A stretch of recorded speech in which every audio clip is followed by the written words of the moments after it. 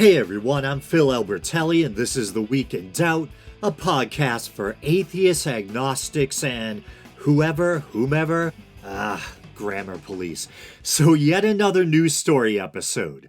And I might try to get a little documentary episode out in time for Easter. We'll see what happens. So, first up, we have a story from Politico. It's dated April 11th. It's entitled State Tells Employees to Report on One Another for quote unquote anti-Christian bias.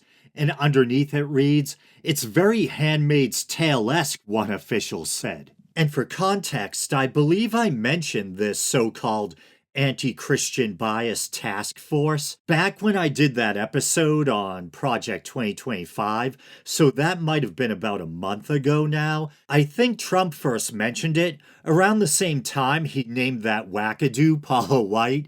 For angels are being released right now. Angels are being dispatched right now. Hamanda aka ata raka teda baka sanda ata ambo osa kata rite eke banda ata rike didi ashata. As the, the head of his White House Office of Faith. I just looked it up. I was close. White House Faith Office. But it looks like they're finally implementing or launching the task force. I'll read a bit more from Politico. The Trump administration has ordered State Department employees to report on any instances of coworkers displaying, in quotes, anti-Christian bias as part of its effort to implement a sweeping new executive order on supporting employees of Christian faith working in the federal government. What about employees of different faiths or no faith at all? So this makes the hair stand up on the back of my neck. You have the state basically favoring one particular religion, specifically Christianity,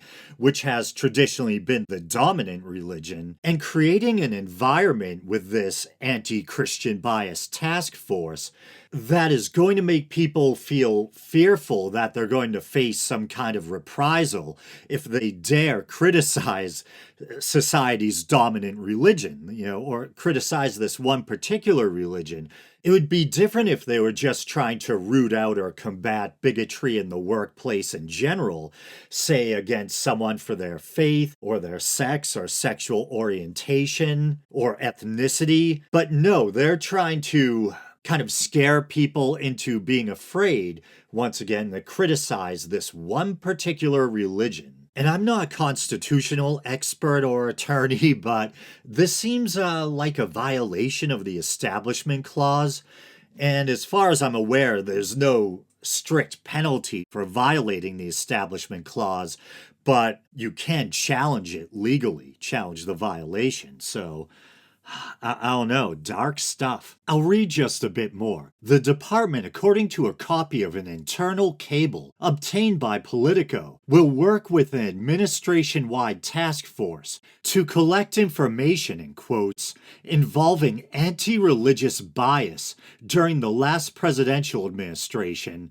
And it's weird, so there it's kind of a generic phrasing, anti-religious bias. But it would seem, from what we can tell, it's anti-Christian bias in particular that they're concerned with. And then it says, and will collect examples of anti-Christian bias through anonymous employee report forms. So some disturbing historical echoes, it kind of reminds me of what you would expect in some kind of dictatorship, creating this atmosphere where people live in fear that they're going to be reported by their coworkers or neighbors. The cable was sent out to embassies around the world under Secretary of State Marco Rubio's name. Can't stand Rubio. The instructions also were released in a department-wide notice.